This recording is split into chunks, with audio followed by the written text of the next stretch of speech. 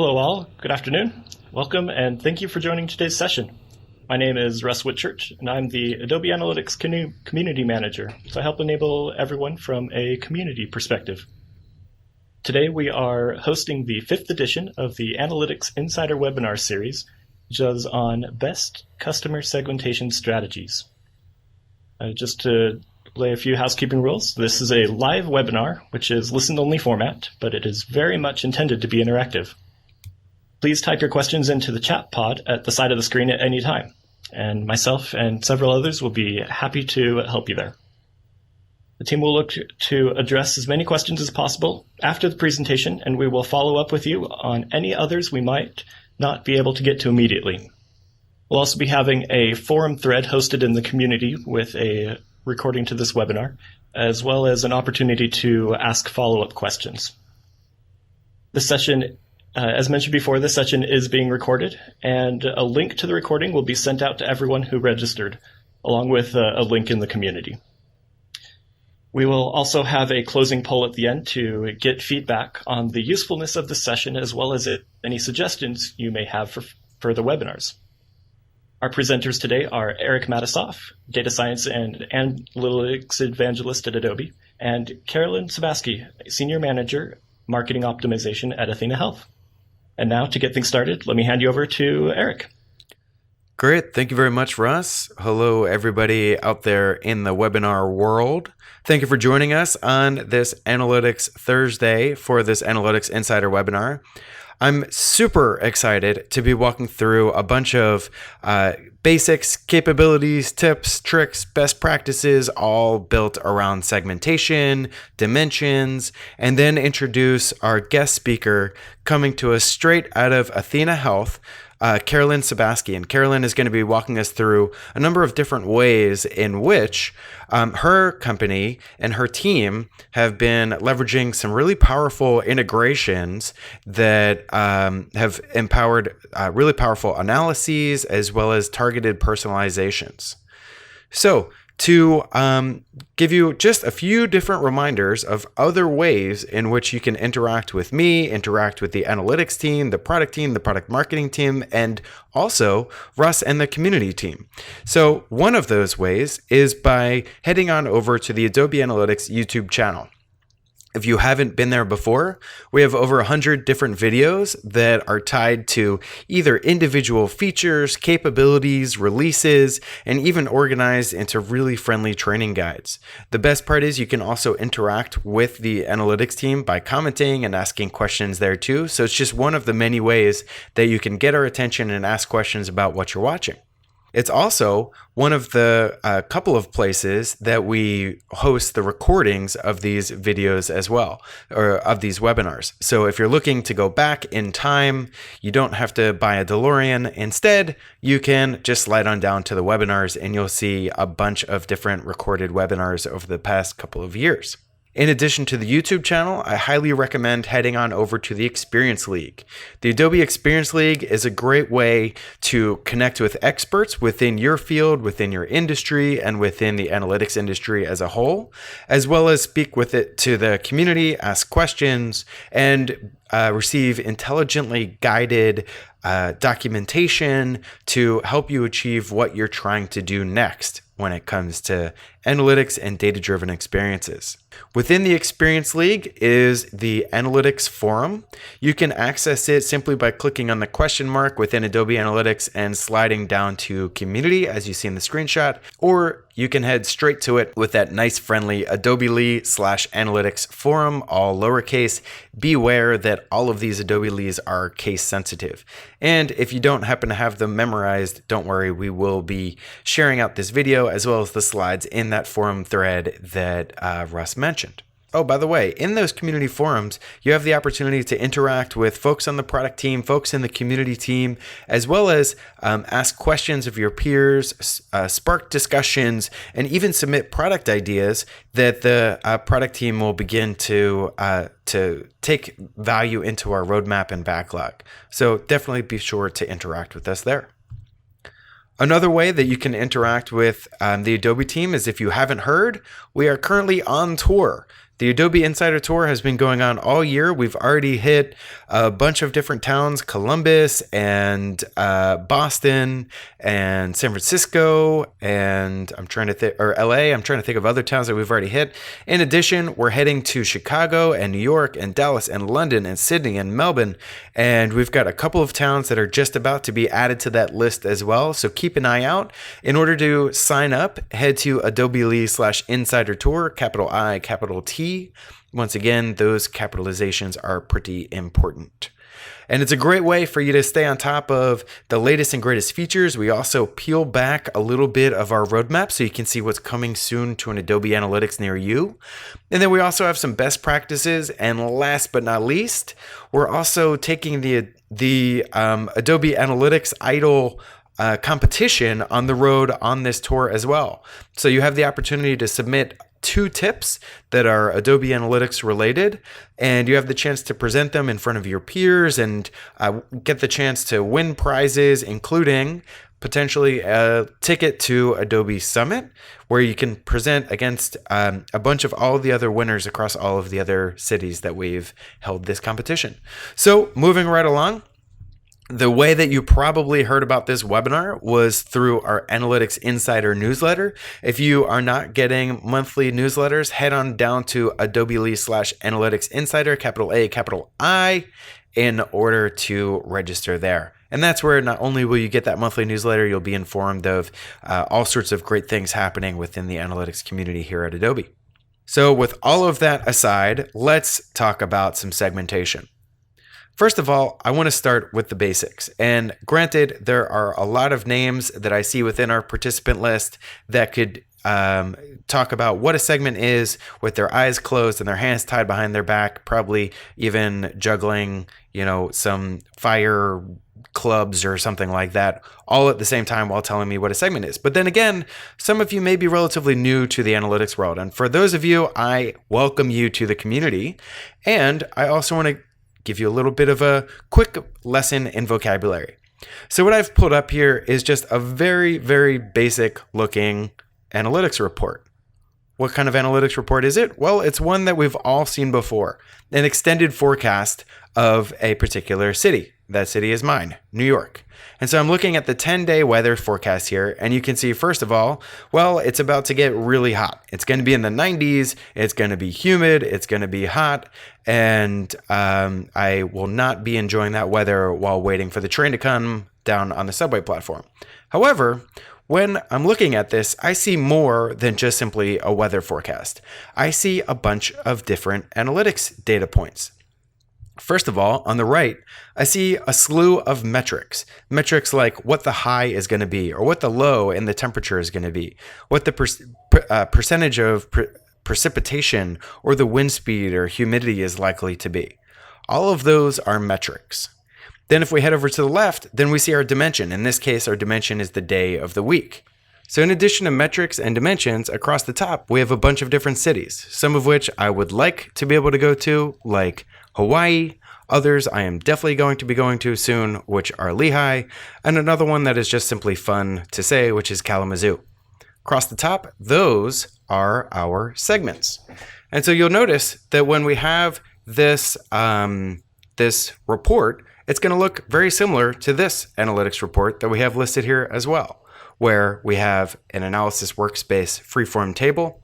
On the right, we have metrics. On the left, we have dimension. And across the top, we have our segment. So you'll see that those two are very, very similar for a good reason. And it's important to get that vocabulary out of the way. So next, I want to have a little test. Hopefully, all of you are able to use the Q&A pod that you have right here in Adobe Connect. And hopefully, it's working better than mine was just a minute ago. And what you'll see is a screenshot of a basic set of content here in Analysis Workspace. What I'd like you to do is take a look and guess how many different ways you can create a segment in this screenshot. So if you had this open in Analysis Workspace, count all of the different ways that you'd be able to create a segment and submit that as a question right in the Q&A pod. So I'll give another 10 or 15 seconds. I see some guesses coming in right now. Submit your guesses, and whoever is the first one to get the answer correctly, I will give you the beautiful prize of me telling you that you were correct and you guessed correctly. All right, we have lots of numbers coming in. Some are really low, some are really high, some are infinite. I love it. So let's count them. So first of all, we have these items listed here. We have number 1, which is clicking on new segment. We have over here, we can use a keyboard shortcut in order to create a new segment as well. Then we have this plus button down here where we can create a segment as well. We can also right click, my favorite feature within Analysis Workspace. We can right click a dimensional value within a table and create a segment from selection. You can also click add segment here as well. So let's see, how many is that? That's 1, 2, 3, 4, 5 different items. The very first person to submit 5 was Kenny Q. Congratulations, you guessed 5. Well done. But if we were to actually think about this a little further, we can expand on this even more. So we have 5, but if we were to actually slide this over out of the way, then we can start to see some additional ways in which we can create segments. We can take any of those dimensions that are listed on the left, drag those over to where we see add segment, and that simply says this is an additional segment where that dimension has to exist. So that's number 6. Then we can also click into any of those dimensions and drag and drop any of those dimensional values as a segment. And once again, we've created a segment that way. So there's a virtually unlimited number of ways in which a segment can be created within Analysis Workspace. And even just in this very small screenshot that you're seeing. In fact, you could even drag in one of those metrics as a segment as well. And so the person that guessed an endless number of ways is actually the right guess. And that was Andrew Melito. Very good guess. You win the prize of correctly guessing the word endless. Moving right along, let's talk about how we can actually use these segments once we've actually created them. And so the first way that I really like to think about segmentation beyond just a matter of applying segments within the segment panel across the top is by using segments as dimensions. Now, this may be something that you've never used before, but it gives you the ability to just simply say as you're creating segments on the fly, you can actually drag and drop them and compare and contrast all of those. So you can see I've created segments that are focused on the browsers of Google and Microsoft and Firefox and Safari. And then unrelated to browser, I also am comparing device types of Apple device types and Android device types. And those are all using different dimensions and different dimensional values, but very easily I can pull those into a single table, create and drag and drop a single metric, for example, online orders, and I can compare and contrast all of them side by side by side by side, which is a very, very powerful way to create, if you think about it, new dimensional values on the fly as you're building your table. In addition, you can expand that out by creating what we call a crosstab. You can see I've actually dragged and dropped the marketing channel dimension underneath the online orders metric. And there you can see a breakout of email versus paid search, social, display, and direct for all 6 of those segments that I'm using as dimensional items. And you can see the most interesting thing is that the first 1, 2, 3, 4 of them, email, paid search, social, and display, all are in the exact same order in terms of how the segments are described or sorted. Whereas all the way on the right, we have direct. That's the only time where the Microsoft browser takes over the other browsers. So it could be an interesting way to create yet another segment and dig into that even further and continue my analysis there. Keep in mind, when it comes to sorting in a view like this, you have additional options. So normally you're probably used to sorting by each of the individual dimensional columns that you have. So that would be email and paid search, social campaign, display, and direct. So you could certainly sort by any of those. You also have the ability to sort by segments as well when you're using segments as dimensional items. I'll show you that in just a minute when we head over to the demo. Moving right along, another place that you can leverage and create segments is within your friendly cohort analysis or cohort table. So here I'm analyzing over time how users are, how long it takes for users that order to come back to the site. So you can see my inclusion metric is an order and my return metric is an additional visit. So how many weeks usually pass in between those two actions taking place?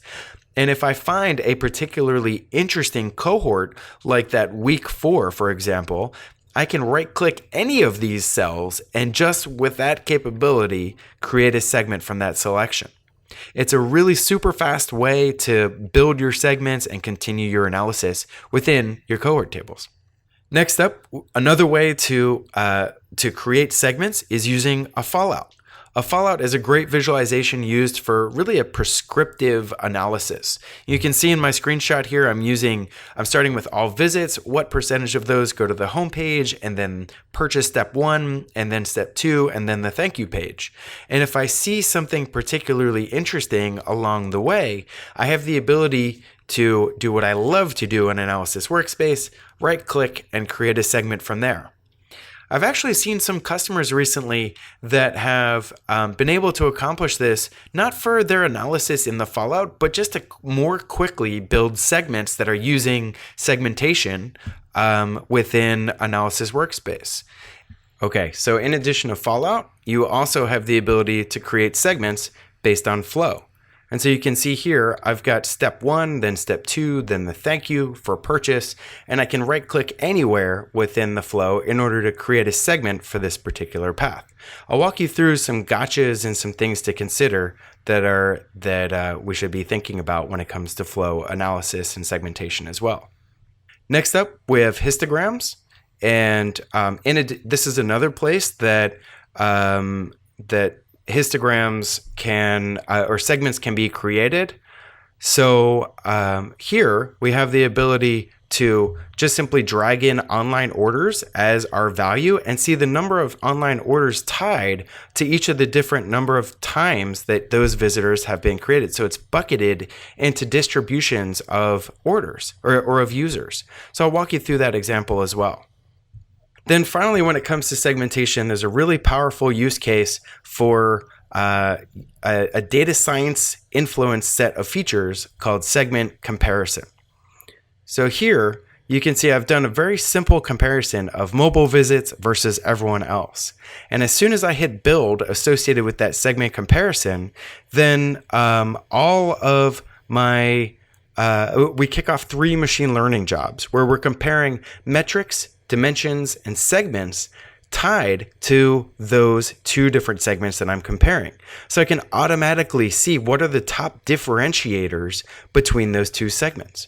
Really powerful way to learn more about your user base.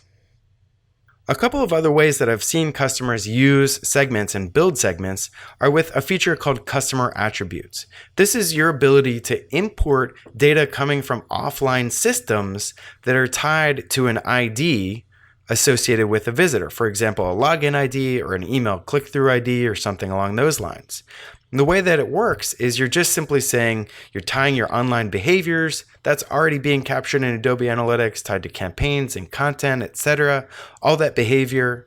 And then if we expand that even more, we can tie in a customer database, a CRM, etc., in order to get an even more accurate view of your customers. What's especially powerful about customer attributes is that you're able to leverage them on the edge in real time within Adobe Target to personalize based on that data set.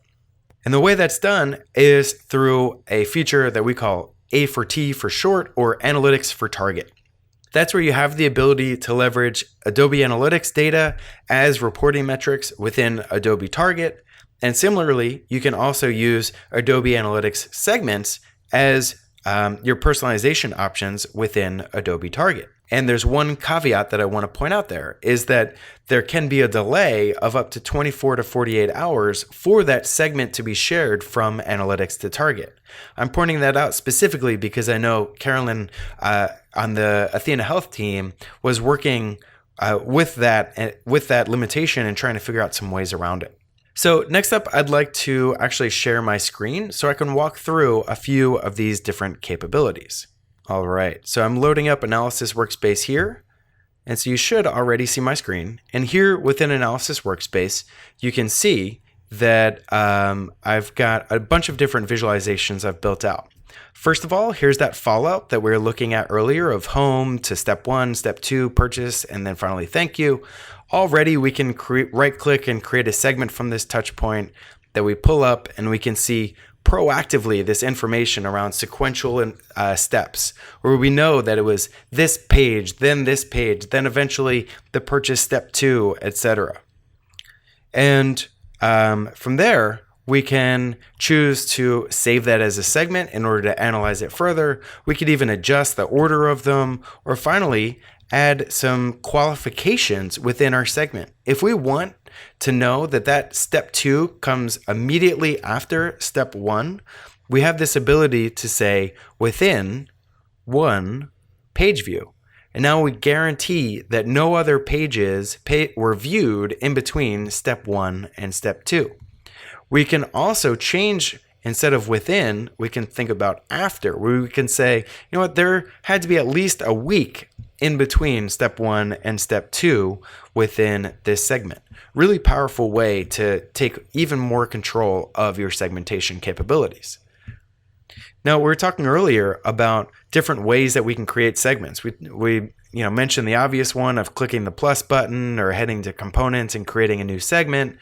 And what we can also think about is leveraging our marketing channels and just drilling into an item, and perhaps we limit this one to paid search. So I can drag and drop that, and you can see automatically my entire panel is updated with a focus of marketing channel equaling paid search. Now, another way that I can do that is I can actually drag and drop that item right into Fallout. And now I can see a side-by-side comparison where I have all visits in green and then paid search visits in blue. Really, really useful way to interact with your Fallout and create segments literally on the fly to support your analysis. Now, if it turns out that you particularly like this segment, you have the option to click the info button, whether it's here or if you've dragged it in up here, you'll have the info button as well, and choose make public. When you do that, you can make that public, and then it becomes available all the way over here, and it'll be your top segment for further analysis. So if I wanted to drill down elsewhere within my workspace, I have that ability to do so because it's now a public segment within my project. Next up, we have our flow. And so this was the same flow that we were looking at earlier. You can see that we started with step 1, then go to step 2 for purchase, and finally the thank you page. Now, if I were to just simply right click and create a segment for this path, it's quite simple. It's saying, since it's a flow, it says within a single page view, step 1, then step 2, then the thank you page. Now, what's particularly interesting that I want to point out is you may be analyzing users that are going from step 1 to the home page. And so if I click that particular item within my flow in addition to step 2, then you'll notice some combinations of data here. You'll see that, for example, here, there's 2 different paths that a user could take to get to this home page. You can go from step 1 to step 2 to home, or step 1 to home, and then perhaps they refresh the page and they're on home again. So if I were to right click that and create a segment, you'll see that we're building in that or clause here within the segment, again, automatically for you. So we're saying step 1, then within a page view, either step 2 or home, then within a page view, the home page. So really powerful way to interact with your data, but it's also something you have to be aware of when creating segments within a flow. Then if we slide all the way down to the bottom, then you'll see our histogram. And this was the histogram I had shown in the screenshot where I had dragged online orders into my visualization. And by the way, if you're looking to create that visualization, it lives right here within your visualization settings. I dragged in my histogram and I just simply dragged and dropped my online orders as a metric. Now what that turned out was this nice looking graph that you can see here. And in order to view my list of segments that are automatically created and powering that visualization, I checked this box for show data source. And what that did is it proactively built each of these segments for me. And you can see they're even still live linked to the visualization above. Now, what's especially cool about that is it's a quick way to continue your analysis.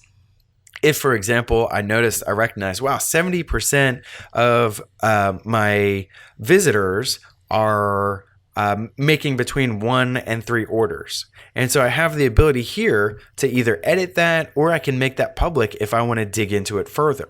So some really useful ways in which you can dig into your data and your segments across all of these different capabilities, whether it's a histogram, flow analysis, or a fallout analysis. So with that, I'd like to actually switch on right back to the slides. I want to introduce Carolyn Sebasky from the athenahealth team. Carolyn has done some really powerful things when it comes to analysis and when it comes to use of the capabilities associated with segmentation and integrations. And Carolyn, why don't you give yourself an intro and tell us a little bit about athenahealth? Sure. Thanks, Eric. Hi, everybody. Thanks for joining us today. My name is Carolyn Sebasky, and as previously mentioned, I'm the Senior Manager of Marketing Optimization at athenahealth. That means I'm responsible for the company's marketing analytics strategy from digital to offline and account-based marketing, and support the business by leveraging data to find opportunities to optimize marketing programs to better support our overall sales funnel. Of course, a part of this includes our website, which is what we're here to talk about today. Before I dig into the specific solutions that I want to walk you through a little bit later, let's do a quick overview of what athenahealth is, because I think it will provide some useful context for you as we're reviewing the solution. So with that, let's kick off some video. When your practice works with athenahealth, you spend time doctoring, not documenting. You get things done without friction or fuss. You do less busy work and more of what matters to you. Okay, so you saw that athenahealth frees providers up to provide better care. What does that actually mean? How do we do it? athenahealth offers a unique combination of network-enabled services, which includes things like electronic health records, which are the things that your doctor is feverishly clicking on when you go to see them in their office, to medical billing and practice management solutions, which help them get paid and faster, as well as a patient engagement platform where our providers can communicate electronically with their patients about their care. While all of these may sound like software solutions, we're not actually a software company. In addition to those, we also perform administrative work on behalf of our clients at scale, such as coding and fax processing, using artificial intelligence founded in the information that we gather from our network of over 116,000 providers and 114 million patients, which boosts their performance and increases efficiency within the practices and health systems that are currently on our network. Our website is not just a box on our corporate collateral checklist. We actually convert around 30% of our digitally sourced leads from organic website traffic. Given such, it's important that we are curating the right information to our visitors on the website based on what type of practice or organization they're a part of, as well as where they might be in their buying process. So because of this, we wanted to gain a better understanding of which and how our known prospects in our addressable market were interacting with our digital ecosystem, specifically our website, and leverage that information to inform key strategic decisions around content to deliver and how we message to our visitors when they land on our website. Prior to the solution I'm going to walk you through, there wasn't a way for us to know what prospects were coming to our site that were actually a part of our target and addressable market. And in addition to that, we could not understand what percentage of our website visitors were coming from large hospital and health systems versus very small independent practices, or what percentage of our website visitors were actively engaged with our sales team or had never spoken to us before. There also wasn't a way for us to activate any targeted optimization campaigns based on this information, even if we had had it readily available. We know that throughout the buying cycle, a lot of different employees within these accounts would engage with us digitally, and we wanted to ensure that we were speaking to them in a consistent and meaningful way, with the ultimate goal, of course, of getting them to do business with us. So one of our biggest and more recent challenges of the company is that over the last 3 or so years, we've been pushing more into an upmarket space within the healthcare industry. Historically, our bread and butter client base really consisted of very small independent practices, the pediatrician down the street who has one nurse and his wife works the front desk. But our services are also built to support very large health systems that often comprise hospitals and ambulatory centers across the United States. Our digital messaging, because of our bread and butter client base, by default is really often targeted at the smaller end of the market. And we know that the majority of the leads we convert fall into that category, but as we were shifting towards upmarket focus, we needed to find a way to find these prospects and deliver our unique value story to them, which in a lot of cases is very different than the smaller end of the market that we traditionally work with. So how do we accomplish this? Our marketing team had been engaged with a company called Demandbase for a number of months to leverage their IP targeting ability to deliver display advertising to as many of our addressable market accounts as we possibly could.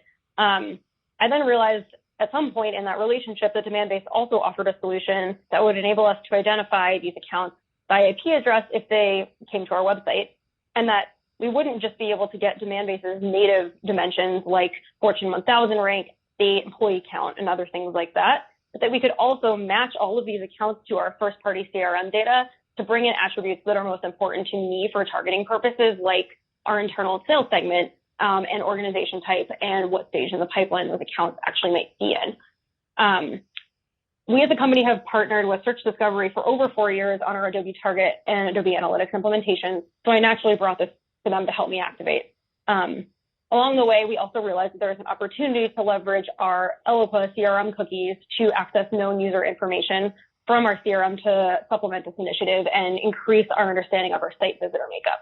So while having access to all this information in Adobe Analytics is incredibly powerful, it's kind of useless to us if we can't activate against it. Search Discovery also helped us work through the integration of these dimensions into Adobe Target so that we could ultimately reach these prospects with the appropriate messaging at the right time in their buying cycle, and to understand how our content was or wasn't performing when we delivered it to them so that we could focus on driving more positive business results. That's all easier said than done, though. And once we had the information at our fingertips, how did we figure out what to do with it? So at this point, I'm going to flip over into a demo and show you guys what I did in Analysis Workspace to kind of arrive at our strategy.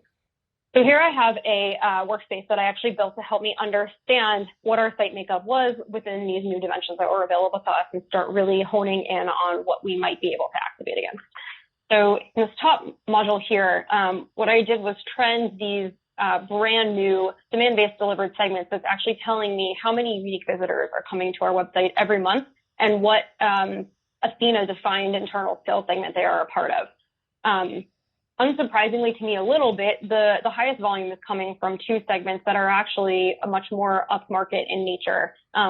Because this is an IP matching service, I would expect that the people who we can identify are likely to be a part of those types of accounts versus those 1 to 2 provider practices that might be using a Comcast network that's unidentifiable.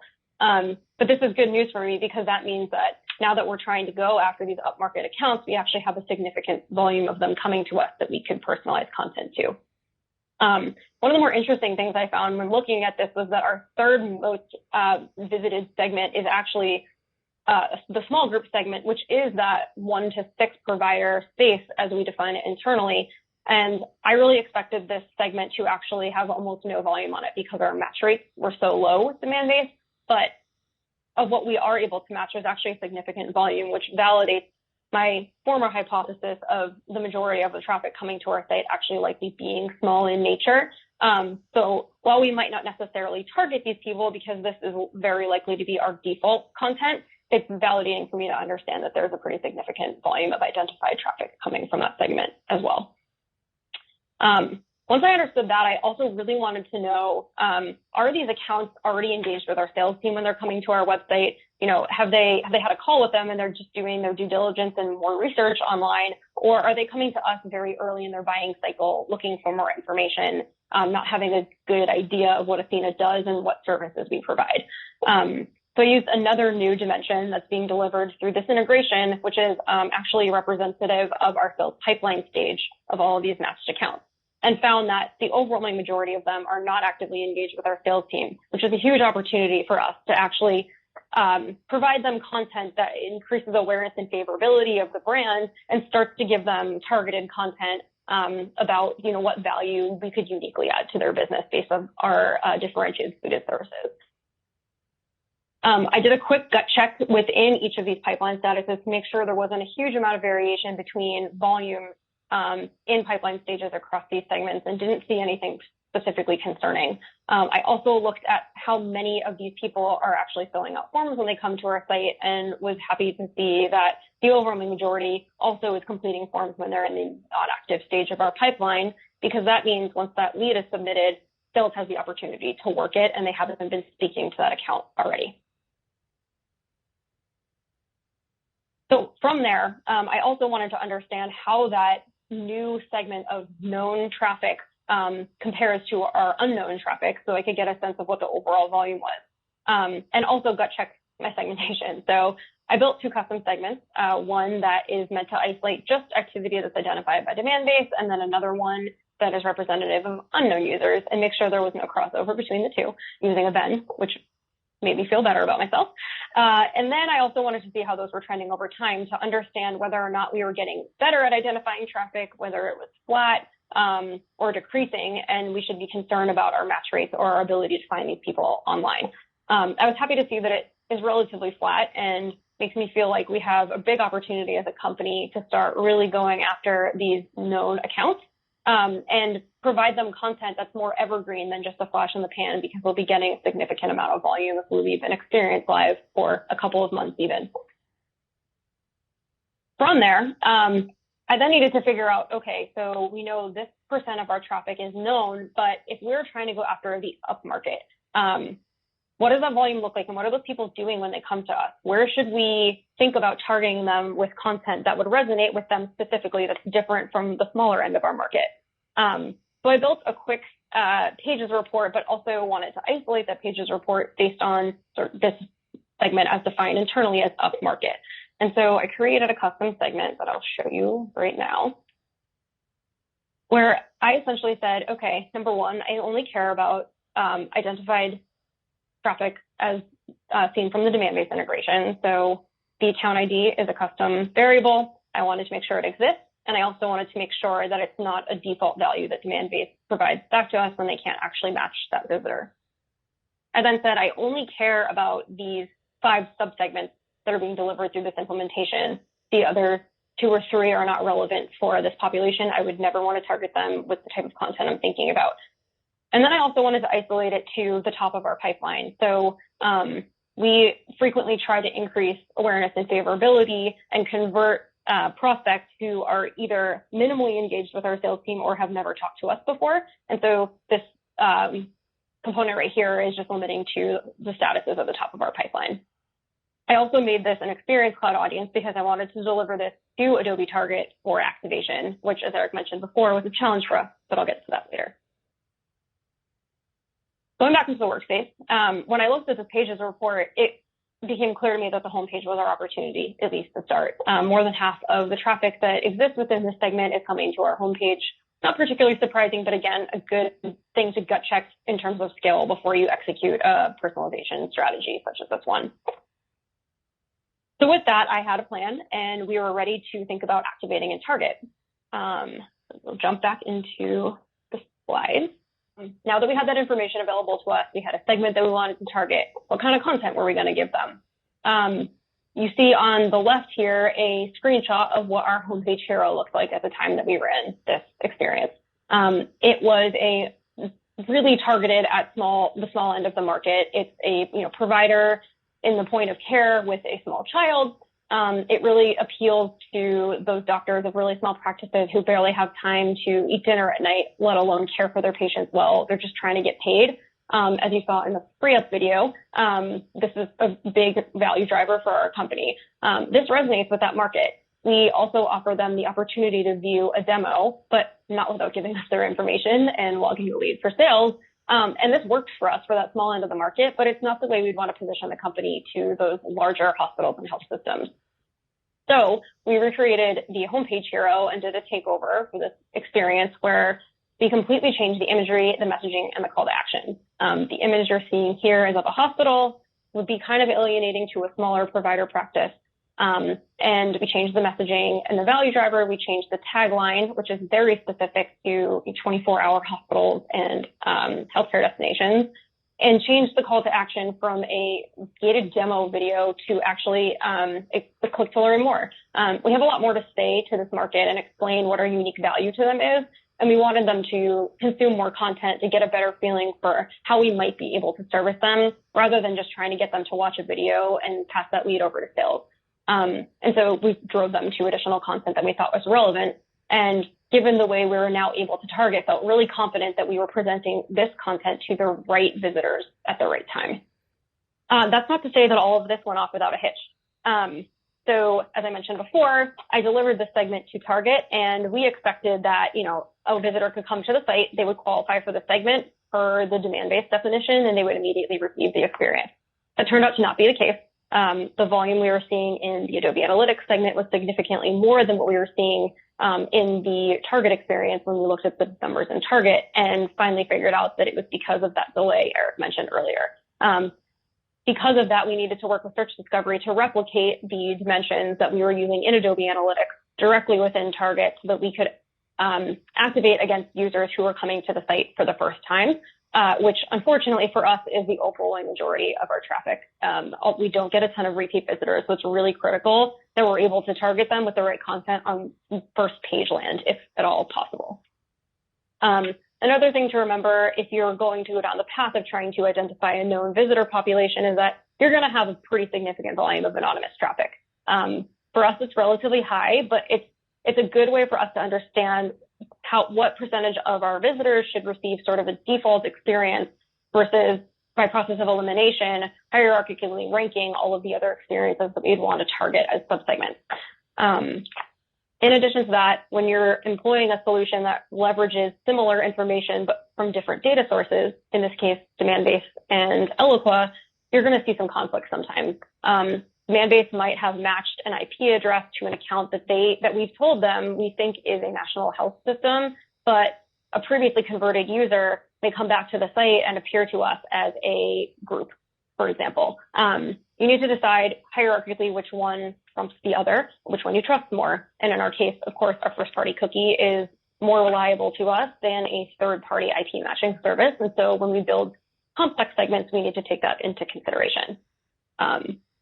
Those are some key business learnings we learned along the way throughout the implementation and execution, but there are also some technical learnings that I'm going to pass over to Mark Feller from Search Discovery to talk you guys through. Thank you, Carolyn. Hi, everyone. It's Mark Feller. I'm an analytics architect with Search Discovery, and I was responsible for some of the implementation that was feeding the segmentation that Carolyn was describing. A few tips for anyone looking to do or implement a similar solution.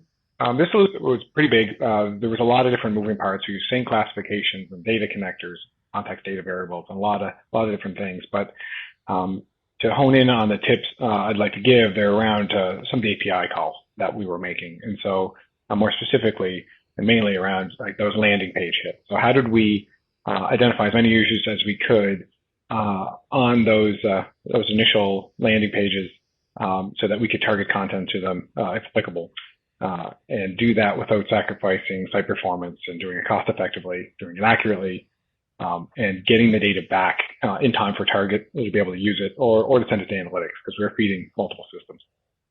So one of the things that we did was we took an initial look at the data, as Carolyn already mentioned, and we prioritized and identified what pieces of metadata were in what systems, which would be most accurate given this scenario when people got there. And so then we started syncing that data between the systems so that we'd make sure that as much of it was available within Demandbase and Eloqua.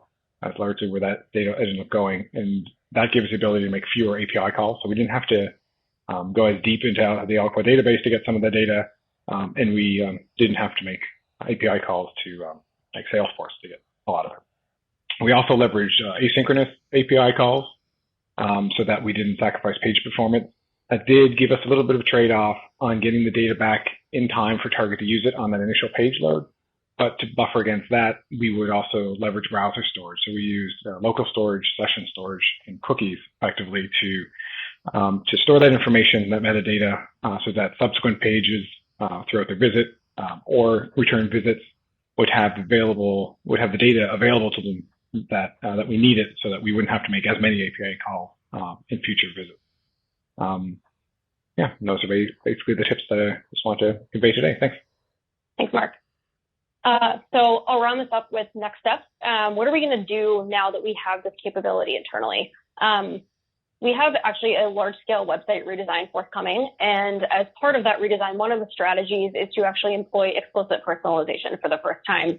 We are very committed to driving deeper customer journeys within our website, as well as in our overall digital ecosystem, and leveraging explicit personalization will allow us to target more scale when those people come to us. Once we start doing that, we will also be able to validate our explicitly collected data points versus our IP and cookie match to see, is the way we're asking questions of our visitors resonating well with them? Do we think that they're self-selecting into the wrong segment, or do we feel like we're not confident in our IP or cookie match anymore? Additionally, we can bring those explicit dimensions into our existing IP and cookie match segments to give us some more scale and broaden those segments, where we can say, okay, if we don't know who you are based on your IP or cookie, how should we be serving content to you based off of what you've told us about yourself? And then ultimately, this will lead to a more sophisticated personalized experience, ideally longer journeys and not just a homepage takeover, maybe multi-page experiences, and then tweak those over time as we learn how users are engaging with them to find the ideal customer journey on our website. With that, I will kick it back over to Russ to round things up. Great. Thank you both, Eric and Carolyn. And thanks again to all of you for taking the time to join the session today. As mentioned before, a link to this recording will be sent to everyone who registered. We'll also be posting a link to the recording in the analytics community. That will also be an opportunity for you to ask any follow-up questions for both Eric and Carolyn. While we're getting hope to have your company again on future analytics webinars.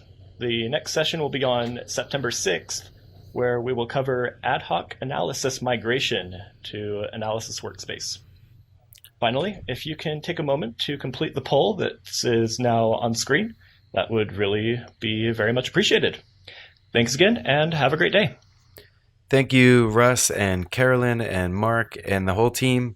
The one thing I do want to thank everyone for is joining and asking such great questions. We've got a few minutes that if anyone wants to hang on the line while the polls are being completed. Carolyn, I think there's a couple of questions for you that you may be interested in answering. Let me know if you'd like me to read them out to you, and then we can have a little fun interview during these last few minutes. Sure. I can start from the top, and I might kick one or two of these over to Mark for some more technical detail. Great. So the first question is, how big is your team, and what are their roles? It's a great question. My broader team actually supports all of sales and marketing at athenahealth. Holistically, we are 8. We span functions of sort of more process optimization-oriented folks, and then people who are very technical, analytical. We have about 50-50 distribution. A lot of the analysis that we do is coming out of a pretty sophisticated data warehouse, so there's a lot of work to do there that's outside of Adobe Analytics entirely.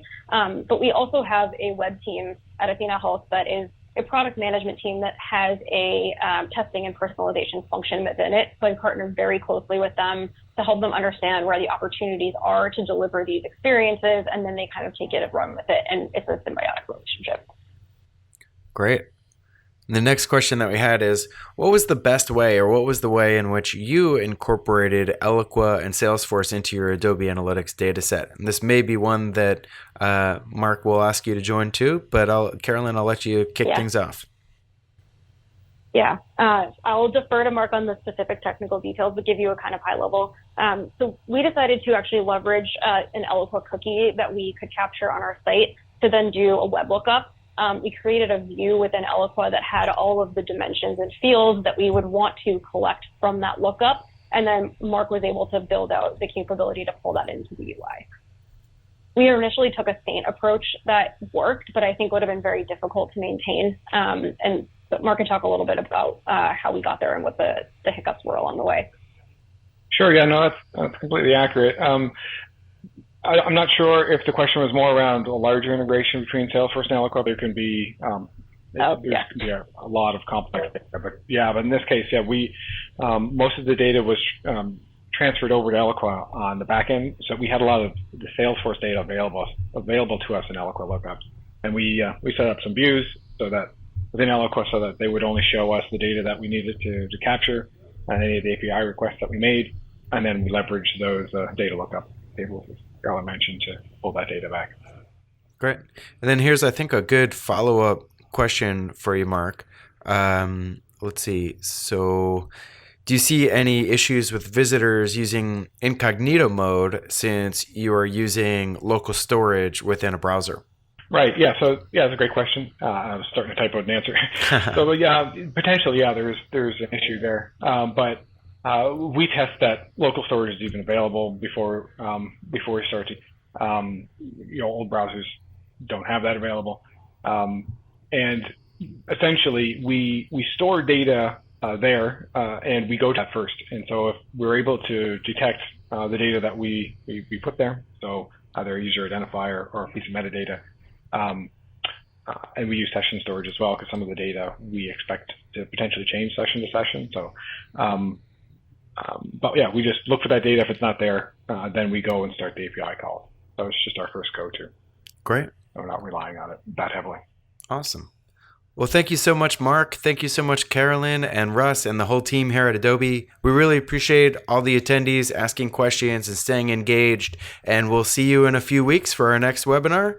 Enjoy the rest of your day. Thanks, everyone. Bye.